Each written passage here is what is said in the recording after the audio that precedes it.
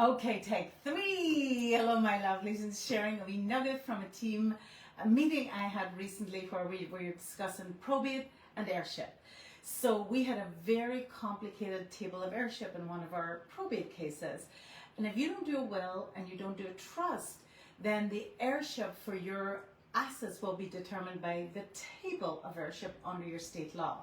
And this was a case where we had a decedent with no siblings, no parents, no children, and therefore to determine his heirship we had to go up his family tree, out the parents' side, out the father's side, start looking for heirs all over the world.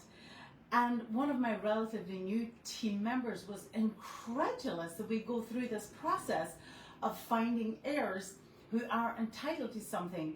And some of these people have no idea.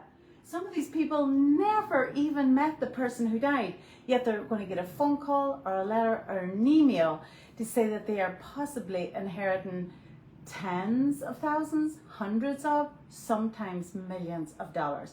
And the team member could not believe it. And I thought, this is such a good illustration that anything can happen at any time. Wayne Dyer says, we don't know enough to be pessimistic. Nobody does.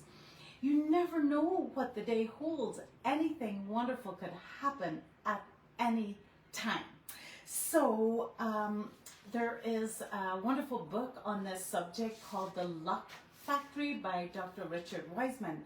And he says that those of us who are out there expecting things, looking for opportunity, not only are we, I believe, operating in a higher level of energy, but we are making sure that we see opportunity as it presents itself. I read a really interesting article this weekend about Sue, the lady, for those of us here in the Chicago area, who discovered the bones of the T-Rex Sue that's famously here in the Field Museum.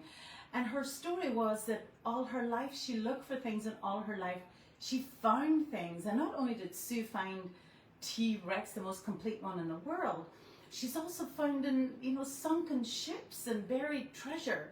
And the article ended with a line that some people are born to find things.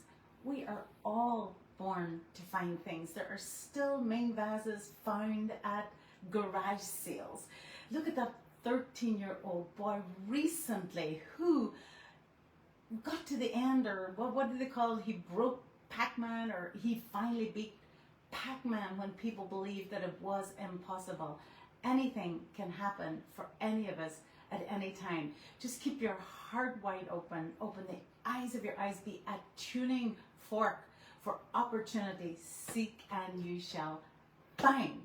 And I think the best place for us to start, for those of you here in Illinois, go to iCache, Illinois, put in your name, an address, maybe an address you used to live at, and you just might find buried treasure. There is billions of dollars there unclaimed, and just take a look, and Lord knows what you might find. So this is day one of a 30-day video challenge my business coach gave me at 5 a.m. this morning. Here I am at 8:30, just finally getting it done. So I will talk to you again tomorrow.